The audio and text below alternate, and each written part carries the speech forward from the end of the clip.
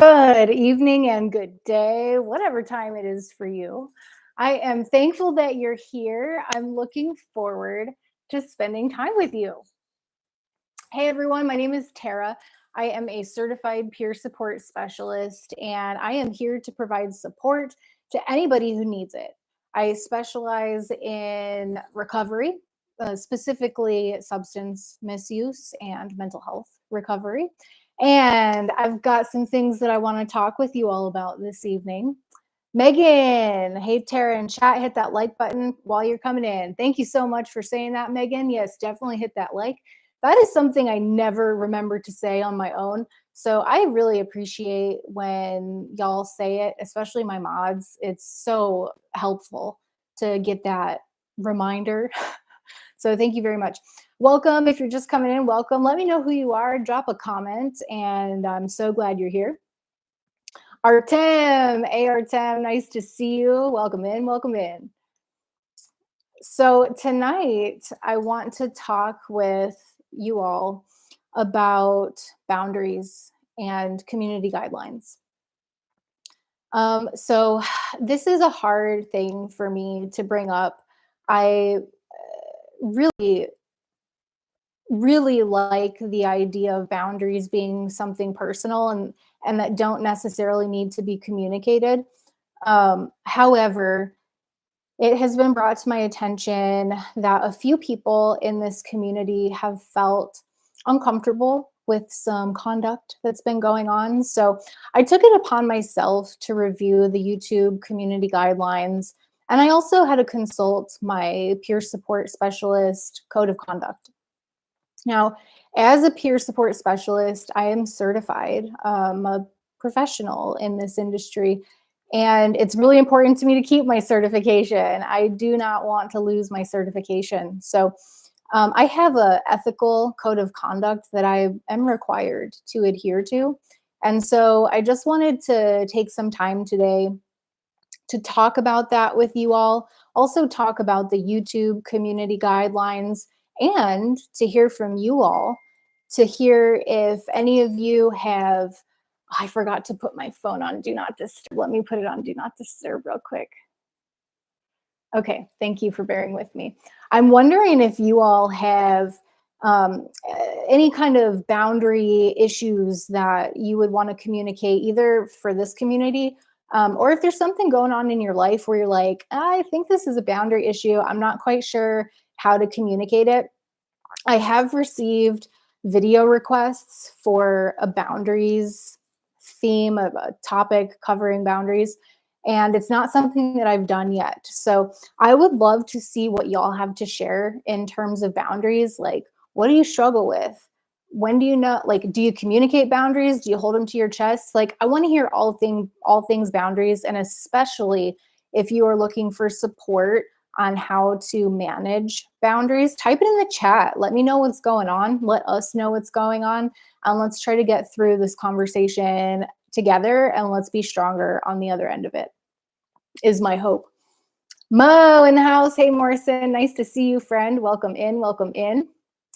Mo says, the Lord bless you all and keep you. The Lord makes his face to shine on you and be gracious to you. The Lord lift up his face toward you and give you peace. Thank you for that, Mo. I appreciate that. John Fry says, howdy, everyone. Howdy, John Fry. Welcome in, friend. It's always nice to see you. Okay, so let's backtrack a little bit. After I say, hello, Rev, nice to see you. Rev says, good evening, Tara. You are such a beautiful person. I appreciate that, Rev. Thank you so much. It's always nice to see you in here. Always nice to see everyone who's in here right now. I absolutely appreciate all your faces, all your personalities.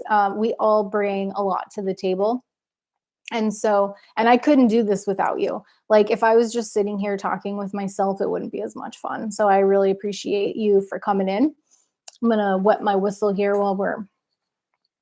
Sup, John Brother, and Rev says Mo with a smiley face. Rev says, what advice would you give someone who has Man, I wish I could see what it says, but until a few more comments come in, there's a heart over it. I'm guessing that you're probably asking advice for someone who has a fear of being alone. I think fear is probably the word that I cannot see, but I'm not exactly sure. Type, can someone type a yes if, oh yeah, it is have a fear. Okay, right on. John Fry says, hey, slow mo, and that helped me to see the comment. So, John Fry, thank you for typing that. So, Rev Rashim, what advice would you give someone who has a fear of being alone? Okay, perfect. So, before we get into the content today, which is boundaries and community guidelines, let's answer Rev Rashim's question. I think in order to get over the fear of being alone, for me personally, and I can only speak from my experience, right? This is not an end all be all answer. This is just my personal experience. I think one has to accept themselves and really be, this is going to sound cliche and I don't want to sound corny or cheesy or anything like that, but I really think that I have had to learn to be my best friend in order to be comfortable with being alone. I haven't feared being alone in a long time. Like I lived in my car alone for 5 years. I lived in the shelters alone for 2 years. And now I live in my own place. It's been a year since I've been in my own place again. I didn't even take a drink of this water.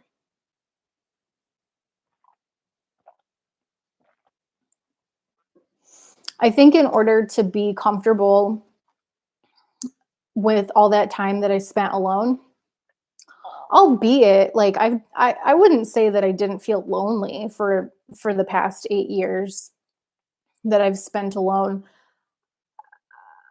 but I haven't had a fear of being alone, and I think that's because I learned to be my own best friend. I learned to self-care and to be comfortable alone.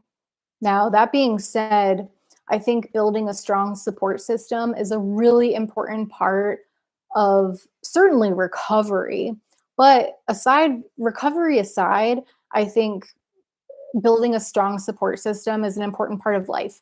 Now, I think healthy people who are well adjusted and have fulfilling lives most likely have a strong support system already built in. You know, they like their family, they have friends. If you've lived in the same place your whole life, you probably have a group of friends who you've known for a long time. And I think that's wonderful. I do not have that personally. I've moved so much in my life.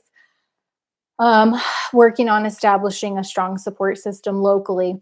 I have a strong support system, and some people are local, but I have a lot of people who are at a distance as well, which works for me for now. But I am working on rooting down where I'm at right now. So, Rev, to answer your question, I think it's a really loaded question, but I think it can be boiled down to a simple be your own best friend. That's a really great way to get over the fear of being alone. I think hobbies, healthy activities, like I said, a strong support system, all the things that we talk about in recovery. For me, like listening to music is something that really adds value to my life. I listen to a lot of music. I have solo dance parties. Meditation is something that really helps me. Prayer is something that helps me. There are all these things that are coping mechanisms that we learn in recovery, but that I think are actually just a part of a healthy, balanced life. So my perspective is that when I do all of those things, I have no qualms about being alone because I'm fulfilled, I'm connected, and that's my answer. Does that answer your question, Rev? Heather in the house. Hey, Heather, nice to see you.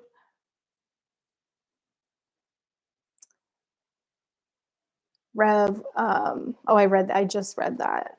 Hey, Slow-Mo. Hey, Tara. Heather, nice to see you. I think I said that already, but I'll say it again. Kimmy's Playhouse in the house. Hey, Kimmy, what's up, girl? Nice to see you as always. Rach in the house. Hey, I'm on the interstate, but I finally made it to a Monday Night Live. Hope everyone is doing good. Won't be able to see the chat. Rach, that's okay. I'm so happy that you're able to put us on the speaker or in your headphones or wherever you're at. If AJ's in the car, hey, nice to be connecting with you. Heather, solo dance parties, play the best music. Yeah, Heather and I were just talking about solo dance parties and how they're super fun, very healthy activity. And I'm totally fine being alone when I'm having a solo dance party. Rage pulling up, yo. Yep, Rage is definitely pulling up. Artem, you're a popular guy this evening. Rev, yes, it did answer the question, and I'm blessed that you were so honest and transparent with your thoughts and opinions. Thanks, Rev. I definitely, that means a lot to me. So thank you for sharing that, and thanks for your question. I love your questions. Everyone's saying hello, which I love. Okay, so let's get to this the business of the evening. So, actually, kudos to Morrison. I remember back when Morrison started his channel, one of his first shows that he ever did was about boundaries. And I think his title was This is a Safe Space, yo. And I echo that. This is definitely a safe space. I probably should have changed the title for this. I will change the title afterwards to reflect what this actually is. But I became inspired to do this just because it's kind of been brewing in me. But I did some research on my own. Like I said in the beginning, there is a peer support specialist code of conduct that I am required by law to adhere to. There's also YouTube community guidelines, which I am, as a YouTube channel person, creator, whatever, required to adhere to. And these things are important to me. Now, the YouTube guidelines, it's like, I could take that or leave that. I think they're important. So I've kind of summarized the guidelines here that I think are relevant. The peer support specialist core principles and ethical code of conduct is of the utmost importance to me. And it's really important that I follow it. And also, especially my moderators, like, it's really important to me that y'all hear this and understand why I'm communicating this. I know that you will. I appreciate your support. And I want you also to know that, like, I want everybody to feel safe here to express exactly what it is they want to express. Some of the best feedback I get is that this is a safe space where people feel like they can share what they're going through, even if it's hard to communicate. I just love hearing that. And so I want that to be the case for everybody in this community, regardless of what your beliefs are on religion or spirituality. Take religion out of it and let's just say spirituality, or regardless of what your stance is on medical treatment. I really want everyone, every single person, to be able to express their opinions. It's important with that freedom to recognize that everyone's perspective is their own. Perspective is not necessarily fact, although it can be perceived as fact to an individual. Other individuals have the right to have the freedom to think what they want to think. And so I really, really wanted to spend some time today to tell you what I found, educate you on peer support, core principles and ethics, what I'm required to adhere to, and then also share some of what I found from the YouTube community guidelines. Ben in the house. Hey, Ben, says, interesting. Yeah, interesting is right, Ben. This is probably not going to be one of my most eventful lives ever. I don't expect many people to see this, but that's not what's important to me. What's important to me tonight is that I communicate the needs of this channel, the requirements that I have as a peer support specialist in terms of the ethical code of conduct, and also what YouTube expects of me as a channel creator, or I don't even know how to talk about it. But thank you, Ben. I appreciate that, and I also think it's interesting to have to talk about this stuff too. Heather says the rain has started here in Cali. Yep, I think it started to rain here as well. Yeah, Mo, this is a safe space, yo. Yes, it is a safe space. Absolutely. So if you're just joining, welcome in. It's so nice to have you here. Tonight, we are talking about boundaries and community guidelines for YouTube. And I would love it if y'all are having a situation like I've been asked to make videos about boundaries before. So I would love it if y'all have a situation or something going on in your life where you're not sure if a boundary needs to be communicated, or stories about how you have communicated boundaries well. That would be helpful. That's not something that I said earlier, but yeah, if you've got boundaries that you want to communicate, maybe you're not sure, or you have communicated boundaries well, I want to hear about it. We want to hear about it. Let us know in the comments.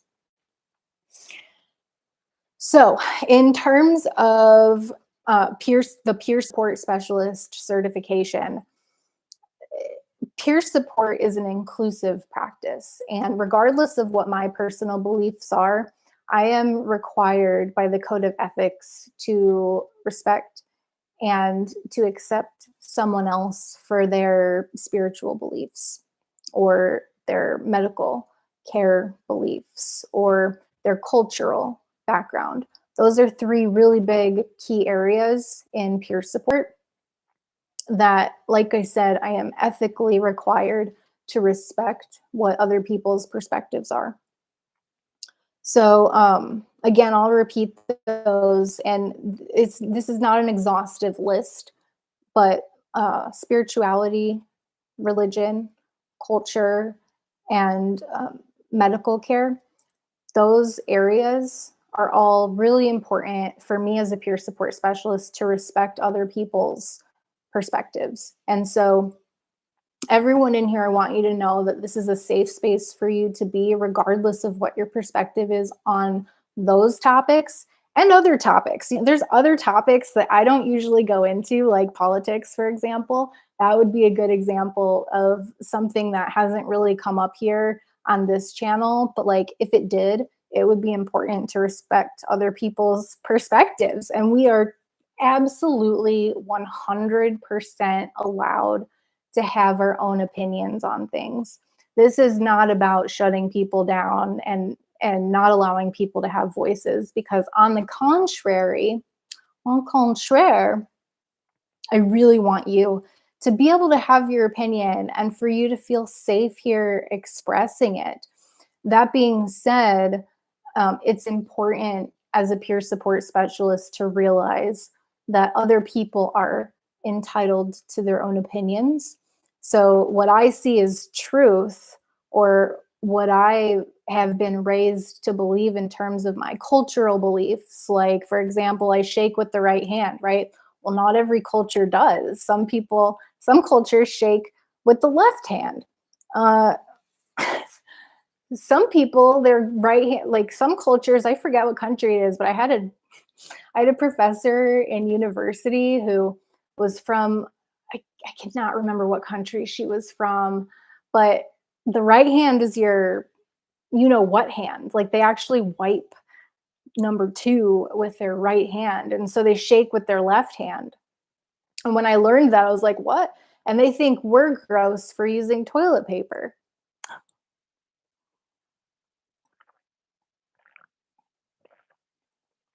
Zach in the house. Hey, Zach. Zach's driving, but listening in. I'm so glad you're here, Zach. You're in for a treat this evening, because we're talking about something that is not that fun to talk about, but I am interested in what y'all have to think about what I've said so far. I'm interested to hear about your boundary situations. When have you communicated boundaries well? Or do you have something that's going on in life right now that you want some support figuring out how to communicate a boundary? So I'm going to take a break from all this serious talk, but it's going to be loosely related. Well, not even loosely, this is directly related. Um, I have I had a situation not too long ago where I had to communicate a hard boundary, and I don't typically communicate boundaries. So Brene Brown, which I don't know a lot of her work. I don't follow her very closely, but I had to watch a video in my peer support specialist class with her in it, and I thought it was very profound. She said, "What is a boundary?" And it got me listening because I thought she was going to give some really complex definition. And certainly we could find complex definitions if we looked. But she very simply put it as this. She said, a boundary is simply what's okay and what's not okay. And I like that a lot. It's very simple, it's to the point, and it's accurate. So I had to communicate a hard boundary not too long ago about people who I would allow into my personal space, meaning the place where I live. Um, it was important to me that they know that I can't have people who are intoxicated in my place. Like that's just not a boundary that I'm willing to compromise. That is a hard boundary for me, and I found myself needing to communicate that to avoid the person showing up to my place under the influence and then having to send them away. So, if you have an example of a hard boundary that you are not willing to cross, either something that has not been communicated or something that has, I am super duper interested in hearing what your boundaries are. And also, if you have a situation, I've said this before, I'll say it again. If you have a situation that you're like, I got this thing going on and I'm not quite sure how to have a boundary about it? Like, does it need to be, because boundaries don't always need to be communicated. And I think that's a really important thing. Like, boundaries aren't for the other person, they're for us. In my case, I communicated the boundary because the person was talking about coming into my personal space. And I'm totally cool with that, except I have a hard boundary of them needing to be straight in my space.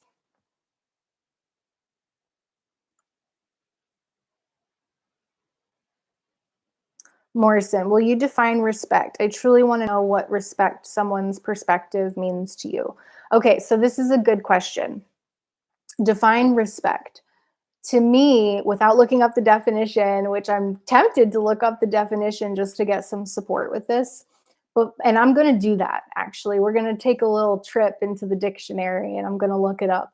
Off the top of my head, respect means tolerance for a person, like recognizing that this person is different from myself. It's not me, but I want to appreciate the difference rather than um, condemn the other person or make them feel less than because they have a different perspective. Um, to me, that's what respect is. But I think I want to look up the term respect just to see what it says.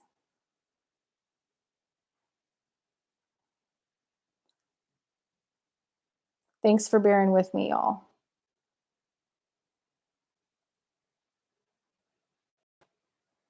Okay, so the definition of respect, this is per the American Heritage Dictionary of the English Language, 5th edition. That's just what my phone defaults to. So, respect means to feel or show deferential regard for, esteem, or admire. An example of this would be all the other scholars respect her. So number two, to avoid interfering with or intruding upon. And number three, to avoid violating.